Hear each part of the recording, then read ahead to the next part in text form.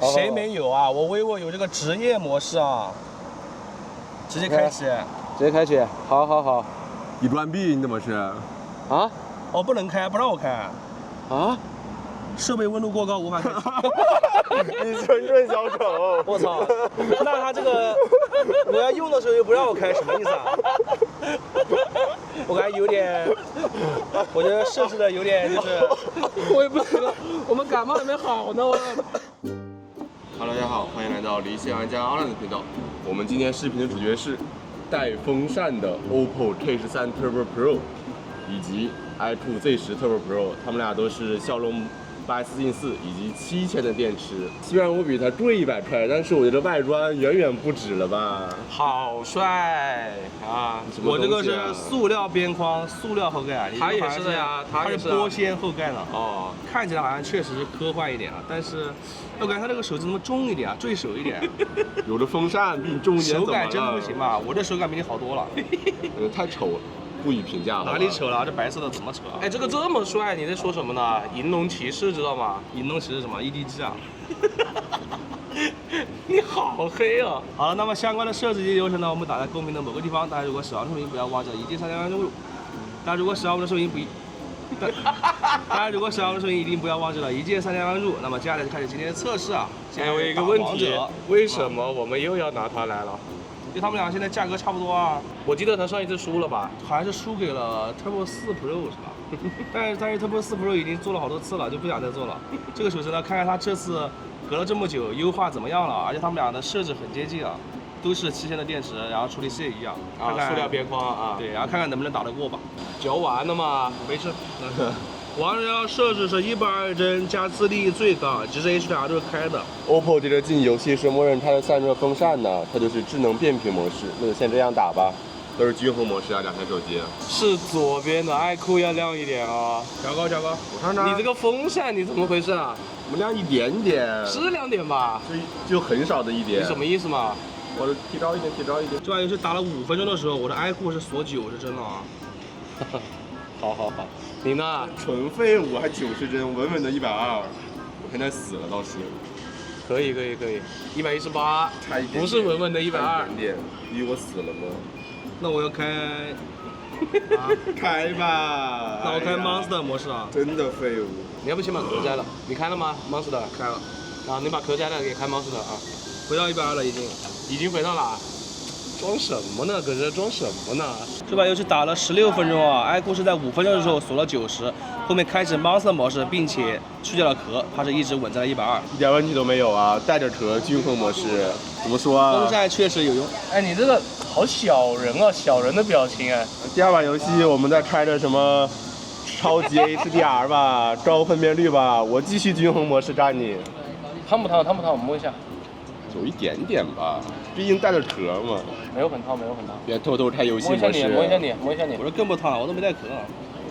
你温度跟它差不多哎。啊？你摸一下它的嘛，它真的没有很烫，对不对？赶紧第2把吧。第2把王者荣耀5v5，我们没有带壳，然后开的均衡模式，然后画质比上把高一点。我这 iQOO 上来就直接90帧了。Monster， 快点！我操！你这个游戏真的垃圾。哎呀，又不是不能玩。无敌是多么寂寞。我们两台手机游戏都开着一半的音量啊，刚刚听了一下，大小是差不多的。你们两个大小差不多啊？那肯定还是我最终会大一点。第2把王者荣耀5v5 iQOO 是进来就锁了90啊，后来开了 Monster 也是全程120。打了15分钟 ，OPPO 一点问题都没有啊，顶多就是117、118这种。你均衡模式吗？我均衡模式，而且还差了什么 HDR 啊这种。风扇有没有用？有用啊，耗电肯定会更多。我现在还有90的电。我现在还有91的电。哎，联网哪放了的？纯小丑。哎呀，这个手机又表现本来就一般。不是系统更新的吗？那说明系统更新没有什么用啊，对吧？刚刚我们已经在微信里面拍了1分钟的视频了，已经放了有一阵了。3、2、1，点。你点慢了，还是都要导出啊？3个人凑不出一个好嗓子。3个人全都感冒了没好。哎，确实是这个哇！ OPPO 发完了。OPPO 发完了。爱酷会稍微慢一点点，但速度也不算慢了。现在我们来下载一个1 G 大小的文件啊，3、2、1，点。都是默认的浏览器啊。哇，vivo 能到接近50兆的速度，50兆啊，OPPO 顶多就到10兆。你是不是有点离谱了？我这全抢了50多，哇，它广告还比你少，但它亮度比你低。啊，下完了，爱酷已经下完了。这个哎，它没有变快啊，它也没有变快，6兆、7兆。那就这样了吧。现在我们用电信卡打电话，联通卡刷抖音啊，慢刷。怎么样？今天这一次应该点赞也比较顺畅了吧？这个手感就很好了。感觉慢刷好像两台都没有什么问题啊，只是我感觉爱酷这边滑上去的时候会有一点那种卡顿呢，感觉不是高刷哎。我完全没有在意这些，好像就是内容非常不错。好像就是快结束的时候有一点卡。那快一点吗？爱酷这边确实要卡一点，我们再把速度加上去啊，最快最快。最快也就是那种正常的加载吧，没有出现那种很长时间的加载啊。现在我们用联通卡打电话，电信卡来刷抖音啊，慢刷。这个爱酷啊，我们刚刚已经进那个设置看了一下，哎，它怎么还卡了？我们是把所有的应用都调到了高刷的，但是它刷起来还是感觉有点卡啊。我看电信还严重一点了。对，那我们再快一点吧。它刷起来明显没有 OPPO 流畅。OPPO 也会有一点加载啊，快一点。刷不动了。爱酷是会卡一点，OPPO 这边虽然也有加载，但是是比较正常的。我们刚刚打了2把网址啊，测了一下信号，现在爱酷还有87的电。OPPO 还有88的电，在这屏幕使用时间只有48分钟，感觉不是很准啊。爱酷这个准一点啊，因为它记录了系统桌面还是设置你们的时间。现在中午的11点09分，我们已经使用了1小时4分钟的手机了。然后今天屏幕使用时间呢，就以爱酷为准。那么接下来呢，我们使用高德地图步行导航到中午吃饭的地方。来吧，开始。我一定在吃饭，你怎么老是想睡吃饭啊？我们现在都进入了高德地图，现在实时位置是爱酷正确的，我们是在道路的右侧的，我们还没到这个直路上去呢。你看这个 OPPO 一开始对的，但是飘出去了。要不走起来吧，好不好？我们刚刚走在人行横道上，但是2台手机规划都是在这种马路上是辅路的位置，稍微有点不准吧。现在我们在太阳下看一下2台手机的亮度。是左边的爱酷会稍微亮一点哦。爱酷的亮度已经拉，哎，没拉满现在。OPPO 也没拉满。都拉满，都拉满，看看，再比一下。哦，现在倒是差不太多了啊。我们现在正对着太阳刷美团。很明显的就是这个爱酷的亮度已经降下来了。有没有怎么说啊？有没有什么户外模式、外卖模式啊？我感觉爱酷加载有点问题啊，刷快了会有那种大面积的白色。你看现在 OPPO 非常亮啊。OPPO 现在还没拆风扇呢。真的吗？真没拆啊。哎，但是我怎么感觉你的 OPPO 已经？OPPO 现在没拆风扇。哦。哎，我怎么感觉你已经锁60帧了？这个美团。锁嘞。你呢？啊，你没有锁。我有一个高能户外模式。哦，好。我开启。开启。你有没有？我开启之后，散热风扇自动也打开了。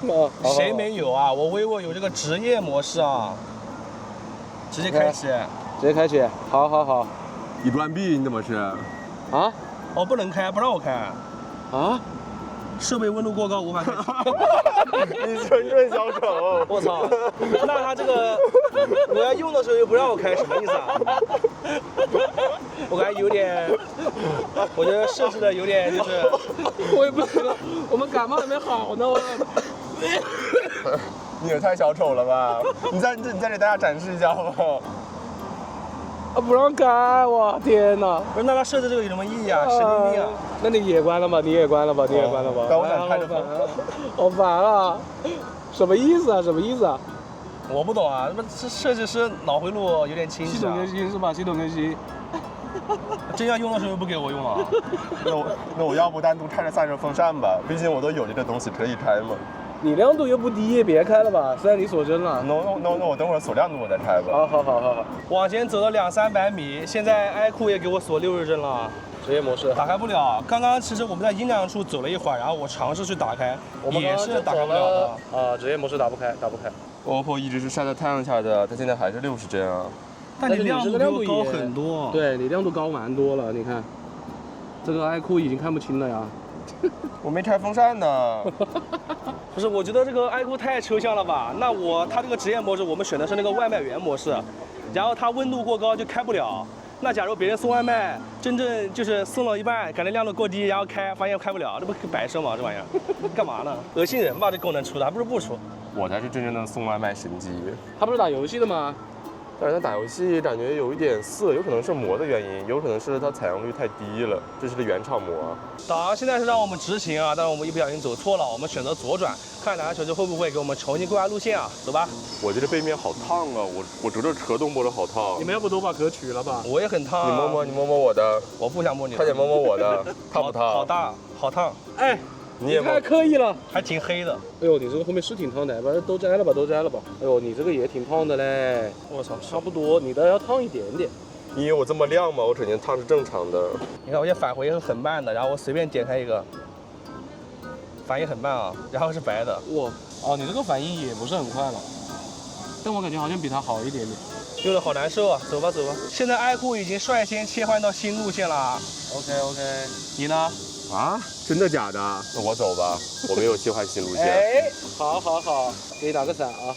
好的。让我掉头也是新路线吧？他让我回头走。他不是哎，我是直接直行哎。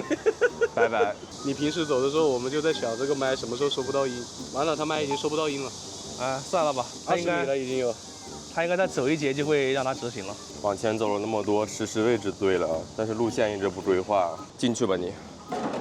张张又往前走了20来米，这个 OPPO 终于重新规划路线了，但是它好像规划到了马路的另一侧。对，对面。爱酷也有一点问题啊，它走着走着，它的实时位置突然靠左边去了。我们现在重新刷美团啊，哎，我的爱酷感觉现在是恢复到90帧了，但它的职业模式依然开不了啊，还是过热。我的还是60帧，但是它很亮。导航现在是让我们右转啊，但我们选择直行，看他们俩会不会给我们及时规划路线。我往前走了大概1-20米，我的爱酷已经率先规划了。OPPO 的实时位置是对的，我实时位置也对的，但你没有规划，你往前走吧。拜拜。不对劲啊你！啊，这爱酷目前的导航表现是不是比 OPPO 要好的啊？好了，又让我掉头。你呢？我直接直行啊。往前走了能有20-30米，这个 OPPO 重新规划路线了，就是往前走了，跟我们新进路线是一样的了。我们现在返回到桌面，哎，爱酷还是稳稳的120帧，我还是稳稳的60帧。桌面也60啊。没关系，我要亮度，好吧，我不要帧率了。你倒是可以开风扇了，你能干什么呢？我表现比他好。我发现一个很好玩的，不知道是我 bug 还是怎么搞的。你看我这个高德地图，我这里因为我们一般用3D 嘛，对吧？然后我们刷美团的时候会把它挂后台，它就会自动切到2D。啊，2D 了，我要调回来，这什么情况？对啊，它还是3D 啊，为什么我会自动切换到2D 啊？好奇怪啊，不知道什么情况啊。我们现在左转过了个马路啊，哎，我的爱酷规划的路线就是靠右边的，是符合我们实际的行走方向的。我的路线就不对了，又在马路对面了，它的实时位置也是不对的。你可能走起来才对了。亮度的话，现在是左边的爱酷会亮一点哦。行不行啊？你没拉满吧？什么东西啊，我都没完全拉满。你拉满，你也拉满。哎，拉满之后还是爱酷亮一点啊。怎么说？要不要开着风扇？别开风扇了。我要拆风扇了。快开风扇好不好？它开户外模式吧，反正我也开不了，我看看我行不行。我们刚刚都是走阴凉的地方啊。能开了吗？能开啊，能开啊。哦，那我也开户外模式。都开。职业模式啊。我们看一下这个爱酷开了之后，会不会因为过热而自动关闭啊？如果自动关闭，那就它非常蠢，非常不适合外卖员。高能户外模式。那你看一下你们现在亮度啊，还是爱酷要亮一点啊。你帧率怎么有回来吗120的应该是。啊，对，这是高刷了。我们现在走起来了 ，OPPO 的实时位置就是对的了。爱酷呢也非常之牛啊！你看它规划路线虽然在路上，但是它走起来实时位置是在靠右侧的，非常正确啊！哇，很对哎。我的也是啊，实时位置很正确啊。路线不对呀。那没办法了。我们刚刚又过了一个路口啊，在行进过程中呢 ，OPPO 的实时位置一直是对的，现在停下了，它又错了，跑马路对面去了。我一直对的，规划路线就是对的。啊？哇！你上去调理吧。那扬眉吐气了呀，你这是。爱酷导航暴杀它。你走路姿势都变嚣张了，你知道吗？对了，还是动起来就是对的。OK， 调理还是有用的。你那职业模式退出了吗？没有，还在呢。因为我们现在基本上都在阴凉处嘛，对吧？我待会看它发热会不会退出。我们导航了50分钟啊，现在已经快到目的地了。我们今天导航时间比较长啊，所以我们就暂时不进行那个20分钟的 B 站看视频了。整体强度还跟平时差不多的。这个步行导航呢，都是爱酷的表现会更好啊，它的实时位置更加精确，并且规划路线也更快。但是 OPPO 的亮度非常高啊，虽然它只能锁了60帧。你现在亮度也没有很高了呀。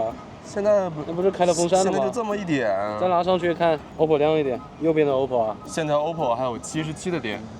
iQOO 还有75的电啊，现在中午的12:01，我们已经使用了1小时55分钟的手机了。接下来我们是要去室内活动了，所以我们就把户外模式啊、职业模式都关掉。我们到这个信号非常差的厕所了，两台手机都已经开了环境测自适应了，但是 OPPO 的要明显很多啊。对啊，左边的 iQOO 就感觉没开一样啊。现在 iQOO 是显示联通4G 两格，vivo 也是联通4G 两格。来 OPPO， 啊，我已经分不清了，来吧，3、2、1，点。哦，都很快通了。都打通了 ，OK。我们现在准备微信发消息啊，但是 iQOO 进来就直接红了。3、2、1，点。好 ，OPPO 已经发出去了 iQOO 记掉了。 ，iQOO 记掉了。我们两台手机都已经进入微博这个发现里面很久了。OPPO 呢是有东西显示的，iQOO 就直接空白了。哎，这个状态栏上面的这个也看不到了呀。哦，刷出新的了。哦 ，OK。虽然它有点慢，那怎么办呢？那爆杀了呀。哎，能刷的，OPPO 是能刷的。我们已经进入到抖音了。OPPO 还是有点内容的，可以刷啊。这新刷出来的。刷，我给你吹一吹。我也要吹。给你也吹一下。 iQOO 直接显示网络不稳定了，它加载不出来新的。哎 ，OPPO 也不行了。那抖音他们俩表现都一般嘛。我们现在都已经切到了电信卡，现在打个电话，3、2、1，点。 OPPO 接通了。垃圾啊，你的 iQOO。iQOO 确实这个电信感觉要差一点。有可能是卡了，根据我以往的经验，重新点。你要帮他打啦。但是他自己手机上自己打自己。有可能是卡了。我操，完了。耶，通了吗？打哦，通了。对。那是切的挺慢的吧？打了3下才打出来了。是用微信来同时发送表情啊，3、2、1，点。OPPO 已经发出了。iQOO 还在转啊。iQOO 就是差呀。后面不是红的吗？它不是红的呀。这网好哎，差呀。收到了。好慢啊，这个 iQOO 确实好慢。我们现在刷微博啊，都点进了长沙同城，但是 iQOO 没有都点进，iQOO 点都点不了。哦，你根本就没有出现界面是吧？哎 ，OPPO 已经点进去了，并且能正常刷啊。我要提醒你一下，iQOO 是你在用的。我知道啊，那咋了？喜欢用我的。但 OPPO 刷新也是非常快的。这爆杀了呀这。好，我们现在再换抖音来刷一刷。哎呦，OPPO 是真能刷出来东西。我只能疯狂点赞了。现在也没点上，你看这是白色的，根本就无效点赞。你看我，都出来新的。哎，有了。有什么？有这个黑屏吗？你这动都动不了啊，怎么办？哦，是你的手机。对。那这个厕所呢，不管是联通还是电信啊，都是 OPPO 的表现更好的。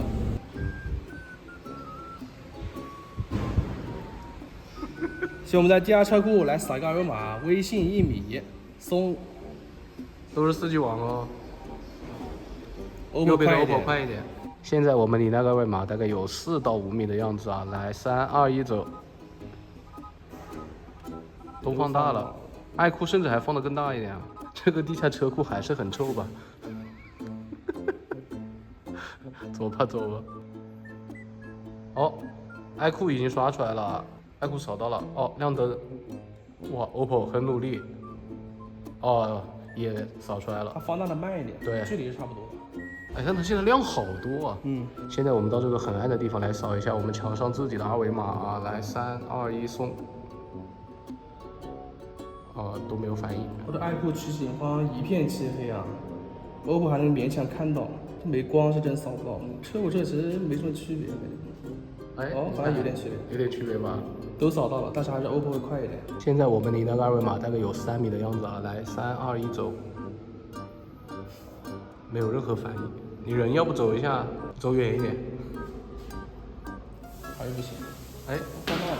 OPPO 这边其实是可以，好，亮灯就都扫出来了，那他们就还是都需要亮一点的了。还是 OPPO 快一点。OPPO 当时已经放到很大了，对，但是它看得很模糊。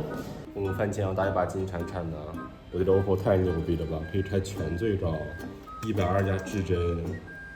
你那什么情况啊？60加超新加几高啊？你迁就一下吧，你垃圾一点。不知道为什么都是8S Gen 4啊，它的性能释放确实要强一点，而且它打开游戏之后，后面风扇自动开还有灯的。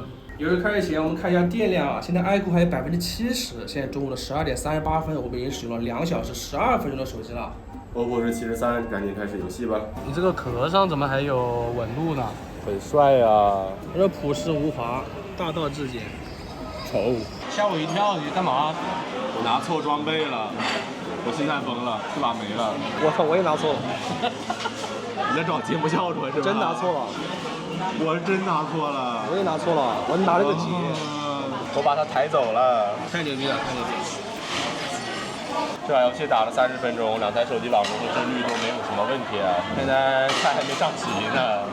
先看一会儿直播吧。打了30分钟经典战，我的 iQOO 是从70%掉到62%，还掉了8%呢。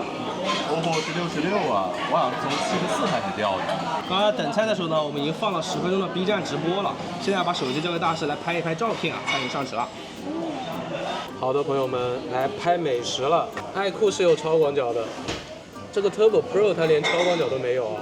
为什么 Pro 都没有呢？我不懂啊，超广角啊。没必要，没必要。好吧，iQOO 我们就用鲜明了啊，1倍拍全部的菜，2倍拍单个的菜啊。感冒的声音不是很透亮啊。我觉得 iQOO 这个2倍拍出来的颜色有点奇怪啊，感觉挺暗的。从这个屏幕上看，OPPO 的2倍要好一点，但是1倍我感觉是 iQOO 好一点。我等下一定要看一下这个成片，看一下这个 iQOO 拍出来是不是真的那么暗呢？而且是你把手机从一个菜移到另一个菜的过程中，它会变暗啊。单个的菜那时候 OPPO 要好看多了呀。OPPO 好看好多。但是你看1倍的这一张，是不是感觉是 iQOO 的好看一点，正常一点？它有一点点冷感觉。吃饭的时候我们继续就放 B 站1080P 直播了。这个右边的 OPPO 明显要亮一下，之前我们也是调过亮度的，那现在把 iQOO 的亮度调一下吧。我们吃完饭了，又放了25分钟视频，一共放了35分钟了。现在 OPPO 还有59的电。iQOO 还有56的电啊，现在是中午的1点50，我们已经使用了3小时25分钟的手机了。我们现在来打微信视频通话，右边还是 OPPO。可以看到，就是 OPPO 这边的是要广一些的，但是呢，它其实挺难看的，大家可以看到吗？就是脸上有非常多的奇奇怪怪的东西啊，实质上是没有这么多的。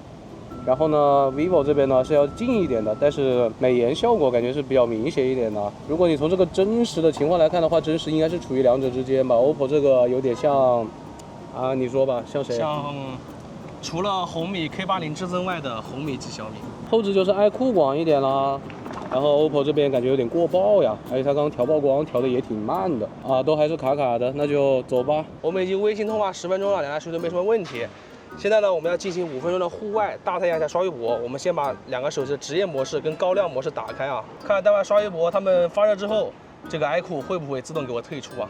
我开了这个高能户外模式之后，亮屏它的风扇是正常运作的，熄屏之后它就不吹了，还挺智能的。这是我们的首席散热官呢，现在在给2台手机进行散热啊。哎呀，这个散热器的散热效果还是不错的啊。确实。哎，有没有什么散热器厂商来找我们呀？找我们打广告，对吧？后面在我们的视频中也会随之出现的，不经意间就给你展现出来了，对吧？趁着现在天气还有那么热，能展现它的户外效果啊，赶紧来，赶紧来！现在这2台手机我们全部是打开了他们的职业模式或者什么户外模式啊。好，那我们现在准备开始刷微博，都进了长沙同城来，闪一开 ，OK， 看一下咱们现在的亮度。啊，2台手机全部拉满了 ，OK， 我们来看一眼。目前是左边的iQOO更亮一点啊。好，现在开始刷。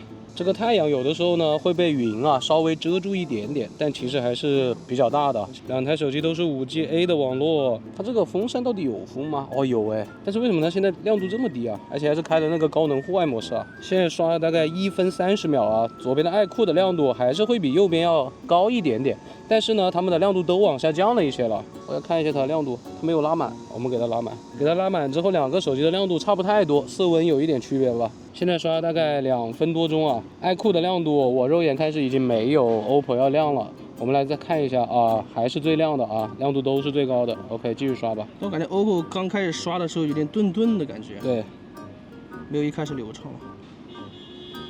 职业模式已关闭，刷了2分30秒吧。这个 iQOO 职业模式自己退掉了。OPPO 的高能户外模式还是在的。对。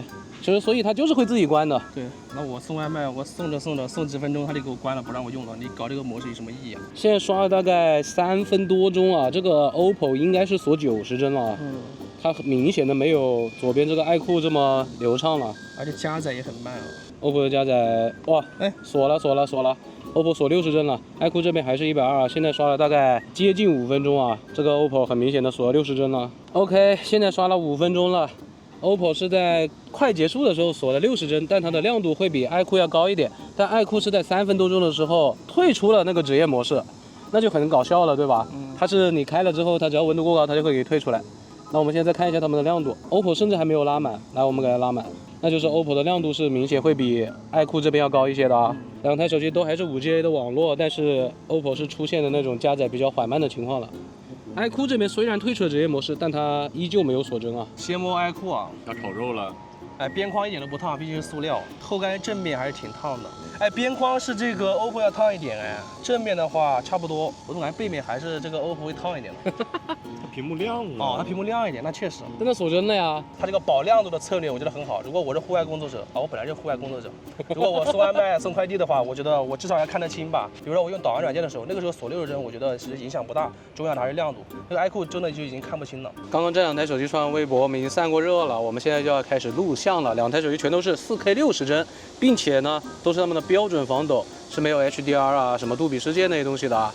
今天还是拍小宝，他已经站在那边了。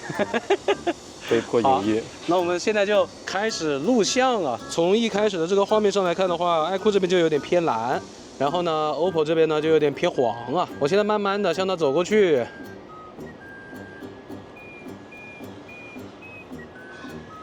这样子看来的话，是 OPPO 这边会比较稳一点啊。现在慢慢的转圈。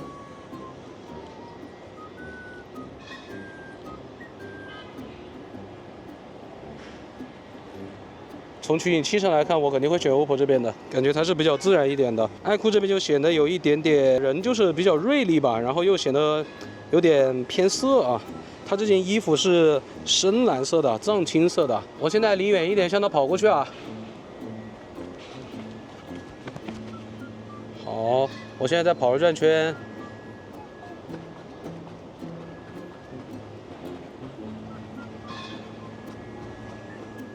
从画面上来看，一定是 OPPO 这个要稳一些的，而且我是觉得 OPPO 这边是要好看一点的嘞。我再转过来拍拍你，你在阴影里面，整体的画面我是觉得 OPPO 要自然一些的。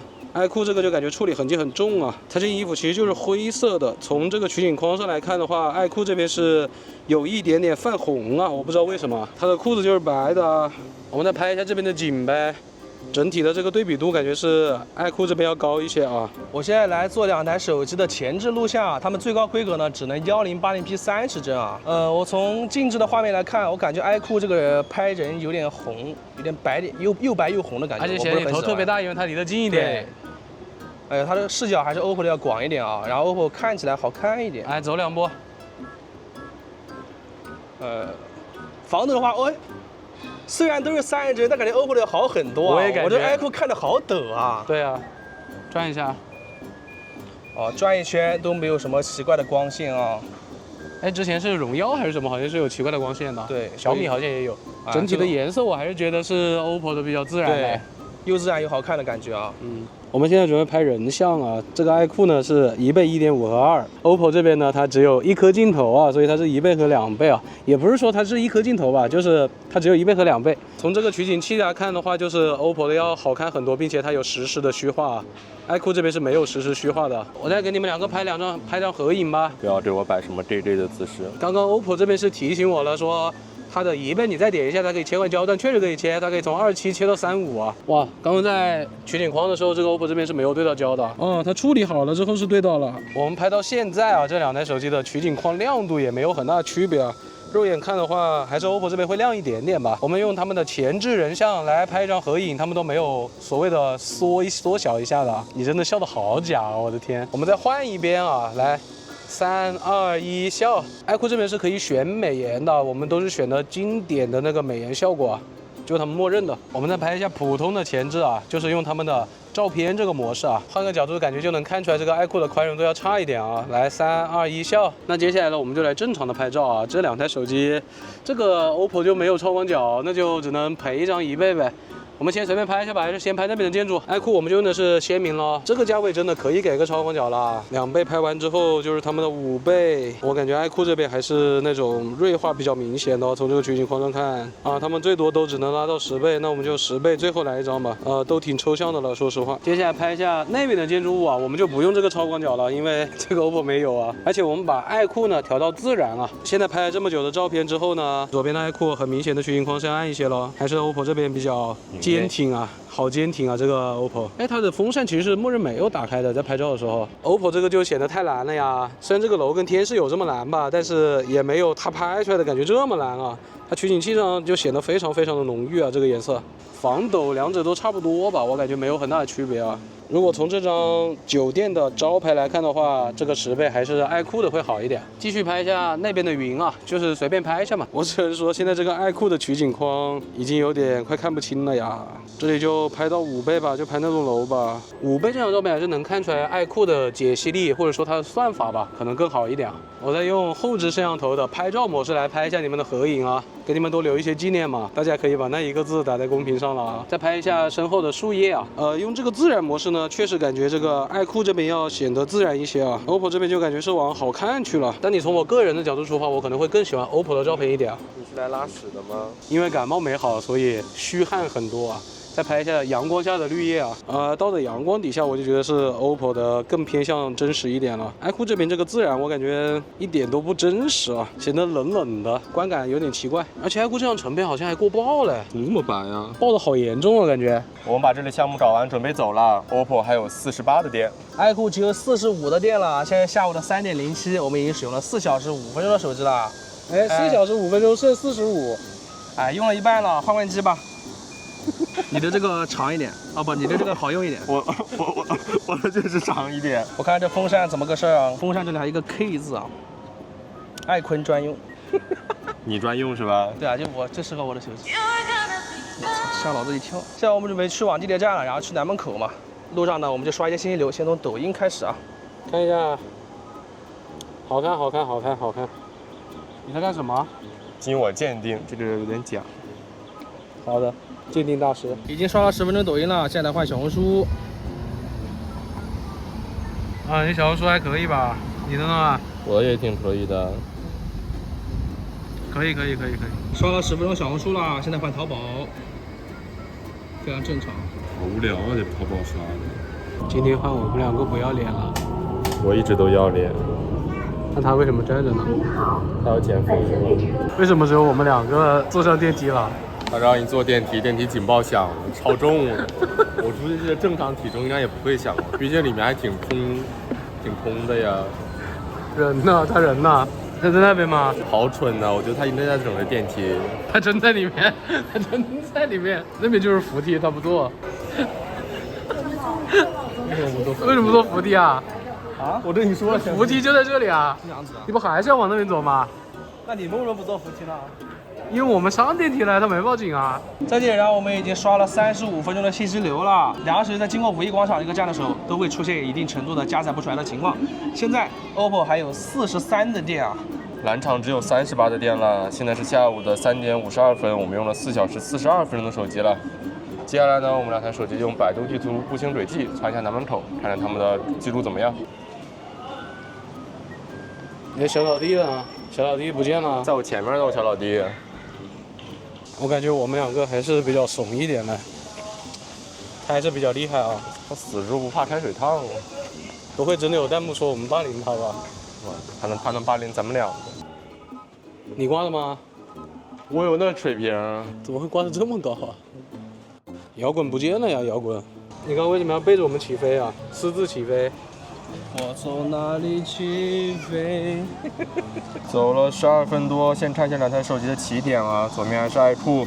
起点的话是 OPPO 这边要稍微准一点的，它会靠上一点，但它也不是特别准啊。对。爱酷这边呢就已经到这个地铁站中间去了啊。好，我们就往巷子里面走。这个 OPPO 这里有一个很奇怪的尖尖啊，穿楼了，然后就爱酷这里表现还行啊，比较平稳啊，一条线。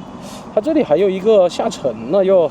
其实当时因为今天是有个挖掘机那样的东西挡在门口的，我们是比较靠左，但也不至于穿过去吧？对对对，我们都是靠着下面走的。这个 OPPO 这边就显得非常崎岖了，好吧？这一节是iQOO好一点哦。哎呀，这 OPPO 走着走着又穿，我操！啊，你这回头路是什么？来来来看一眼，啊，拐弯是吧？怎么在这边猛穿呢？你这在干嘛啊？打劫呢？iQOO 虽然也有点乱，但是表现比 OPPO 好吧？而且 OPPO 经常走着走着它就穿到楼里面去了啊。对对对，这个 OPPO 其实就没怎么在路上，这啥？iQOO 就比较靠近路一点，一个这么大的 V 字形哦。iQOO 是逐渐往这偏离。对，完了都没在路上，我们是沿着下面走的呀，这也都不对呀。这一节的话是iQOO会稍微接近我们正常路线一点。两个楼之间各有各的差法吧。OPPO 这边就是显得有点乱啊。但是我们是靠下的。对 iQOO 虽然很直，但是它错了位置。OPPO 的感觉波动要明显一点，iQOO 这边就波动少一点啊。这文案屏向偏离也太多了。都到后面这一节才渐渐在路上了。后面这节是 OPPO 表现好一点啊。开过的地方倒都是在路上了，就没有很大的差别了。那整体的表现是iQOO会稍微好一点点了。OPPO 其实也没有很穿楼比较多吧，对，它只是感觉不是那么平稳。现在 OPPO 还有40的电啊，iQOO 只有34了。现在是下午的4点10分，我们用了4小时59分的手机了。接下来呢，我们两台手机用高德地图车载导航，途中会进入南葫芦隧道，重点专注他们俩的隧道里的导航表现怎么样。我们已经上车了，两台手机都有3D 车道机导航，他们的路线都是一样的呀。我们现在在这里等左转啊，他们车道都是不准的。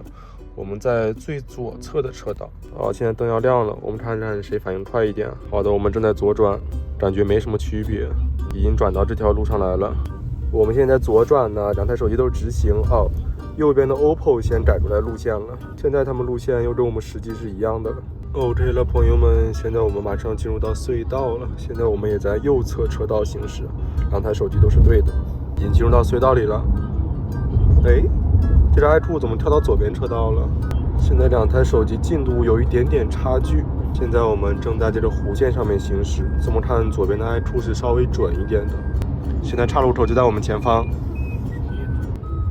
左边的 iQOO 稍微准一点，我们已经进入到岔路口里了。iQOO 怎么有着往右走的趋势 ？OPPO 在干嘛？我们已经进到岔路口里了。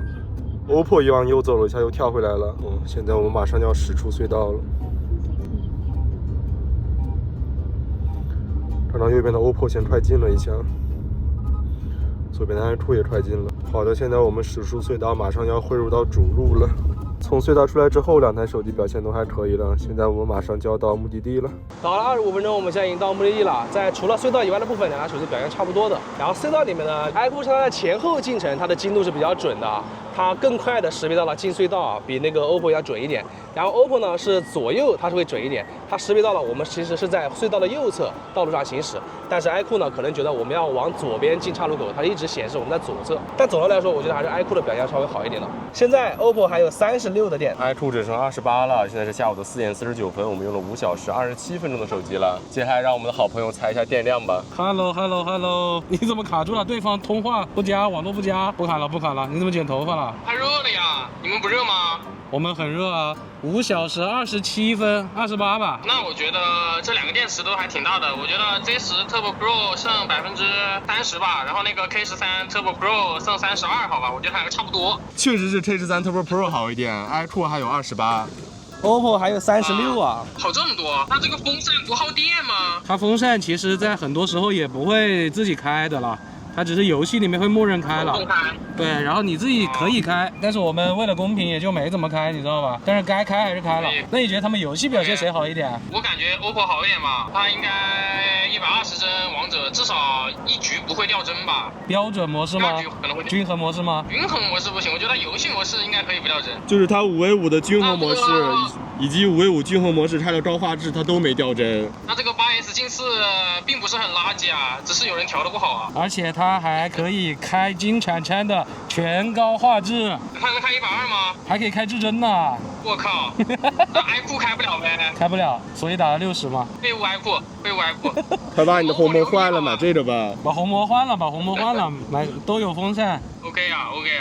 好，那就这样了，拜拜，我们继续了。拜拜。现在我们两台手机用支付宝扫共享单车二维码，左边还是iQOO。是 OPPO 快一点点啊。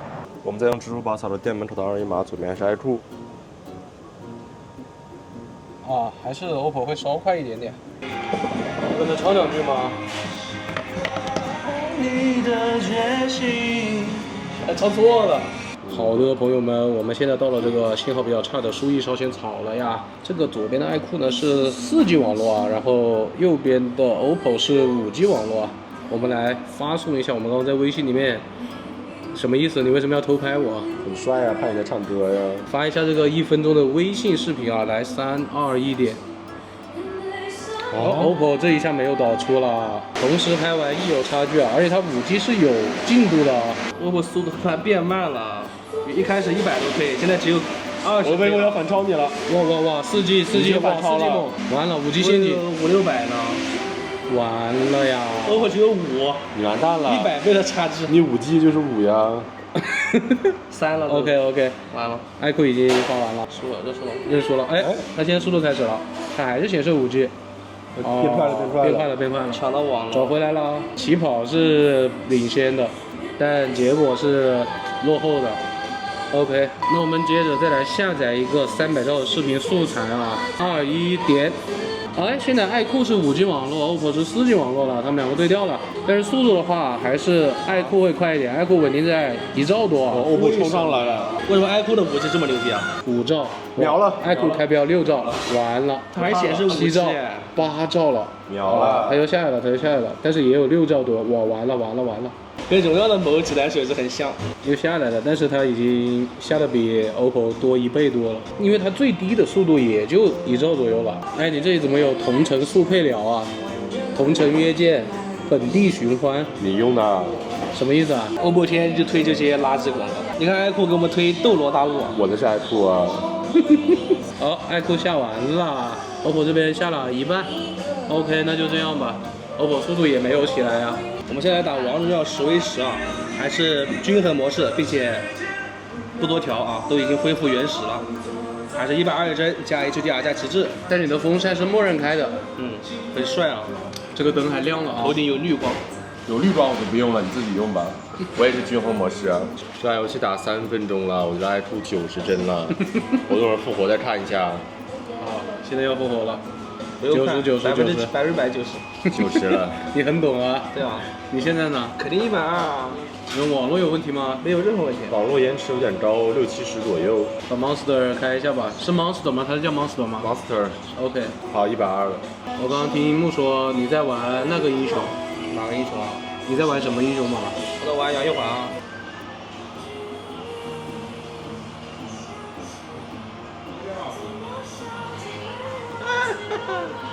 操！第一把10v10均衡模式，我们打了快13分钟。OPPO 全程帧率是没有任何问题，但是在11分钟之后，它的网络出现了波动啊，出现了很长时间的黄色，并且它绿色的时候也有80-90。爱酷3分钟锁了90，后来就开了游戏模式，就没有什么问题了。它在11分半左右的时候黄了能有4-5秒，后来延迟就在80-90左右。那么第二把10v10呢，我们就把游戏相关的设置给打开，给它增高一些负载。OPPO 这边开启了超级帧率，还有超级 HDR 画质。高分辨率，爱酷开了一个游戏超分、游戏视角增强以及一个4D 震感。开启之后 ，OPPO 的亮度会高很多啊，你调高一点吧。这把游戏打了2分多钟，我的 OPPO 感觉开启了那些画质之后，它的网络变差了呀。我这2分多钟里面出现了很多次变黄甚至变红的情况。你有开游戏模式吗？没有开，还是标准模式。但我放智能，有时候放着放着就开卡了。爱酷是刚进游戏红了1-2下，现在没有什么问题了，延迟是40左右。我开游戏模式。你还是挺老实的呀。他不开游戏模式，一进去就是90。哎，你们把壳摘了吧，把壳都摘了吧。我刚复活到线上就死了，直接460，我不知道我人在哪，我控制不了我人的移动，还延迟很高。我也460了。啊，看到一下子。看到460。我刚又红了，啊，又没拍到。交替是吧？绿色大概90多。那460了，看到没？看到了。没骗人啊。它也不是460，它就200多。爱酷现在好了，只有50-60了。我他妈人自己在走啊，不动了。你看游戏模式。那现在我OPPO也把游戏模式打开啊，看看网络会不会改善。开不了视角增强了，游戏设备温度过高，自动关了。啊，它真的会自动关好多东西。好保守啊！你现在摘的壳很大吗？还好啊，而且我都摸一下，不是很烫手啊，后盖也没有很大啊。都闷在里面了吧？我发现我开了游戏模式之后，网络好像变好了，已经2分钟没有出现黄色、红色的情况了。游戏超分也失效了。打不开了呀。等会儿游戏模式能不能也失效？到底有什么是它不能失效的？我的天！琳娜，没有任何问题啊，就是烫了点。第二把石灰石我们打了12分钟啊，OPPO 就是刚开始的时候它的网络会有点波动，然后开启游戏模式之后就没有任何问题了。然后它游戏里面是稳稳的120帧，但它支撑温度其实特别高，然后我还回到桌面，那60了。不过它的游戏体验还是非常非常好的，性能升码很强劲啊。我这个 iQOO 打着打着，它这些画质调优什么高画质都失效了。它最后打团人多的时候在100几帧左右啊。你桌面锁真的吗？必然没有锁啊。哎呦，桌面确实没有锁。不烫啊，我这好烫的。现在是下午的5点50，我们用了6小时18分钟手机了。鉴于2把王者时间都太少，那我们再来一把。第3把王者我们还是跟第2把一样啊，依然开启游戏模式，然后能开的游戏相关的设置也都开啊。它的已经自动关了。我的高画质回来了，还可以看。好。这把游戏打了7分多钟，OPPO 短暂的出现了一次黄色、红色，然后呢一直是120帧，而且开的还是游戏模式。我手是真的有点握不住了，这个轮盘真的特别烫，我手一直放这里，我手就放不住，好烫。iQOO 也是120帧，它偶尔会黄1-2下。摸一下看，我摸一下，其实是有一点烫的，但是没有到握不住的。我给它干了，握你的，你要握正面这个地方，这个地方很烫。哦，确实有点烫，是吧？这个正面这个位置啊，就是，哇，这边要烫一些，这一块，对啊，这一块的，我手触碰的这个位置巨烫。我倒过来你这个位置，你比他好一点。这把游戏打了10分钟，iQOO 的游戏超分又失效了。只要你打得够久，它什么都能失效。然后失效的时候还红了一下，特别烫。我现在已经换手势了啊，它正面背面最烫的都在我左边那个摇杆那里，真的握不住。然后打团的时候，它会偶尔掉到100几帧，刚刚最低我就看到了80帧。我这里也好烫了。你哪里好烫？你这里？真的屏幕这里有点烫了，这一块。哇，挺烫的。来，我摸一下，你的比它烫一点，你的比它要稍微烫一点点。OPPO 打团帧率现在完全稳不住啊！刚刚这是还60多，你现在不是90多，94、86，它波动很大的现在。79，那太烫了吧？现在iQOO只有4%了，我们进入到终局之战了，看它的帧率有多少啊 ？OPPO 还有10%啊？怎么红了？啊？120帧还是120帧？哦，95，啊，46啊，掉到了。你看现在不稳定啊，78啊，87，我太卡了吧？31、35、36。49，但是你快没电了，到时候大乱斗的时候在60多帧左右啊，最低见过一次46，4比25，这也太悬殊了吧？4比27了。第3把王者叫石灰石 ，OPPO 呢，它的网络还可以啊，只出现了1-2次的黄色、红色。它是在10几分钟之后，它可能支撑太烫了吧，稳不住了，帧率开始出现了波动。到最后那个大乱斗的时候，最低直到46，一般是在60、70左右。iQOO 的高画质也是将近10分钟的时候失效了，最后我们进到大混战中，它最低能有30多帧。也有可能是它电量太低了，现在只有3%了。现在是下午的6点08分，我们用了6小时36分的手机。OPPO 还有9%的电啊。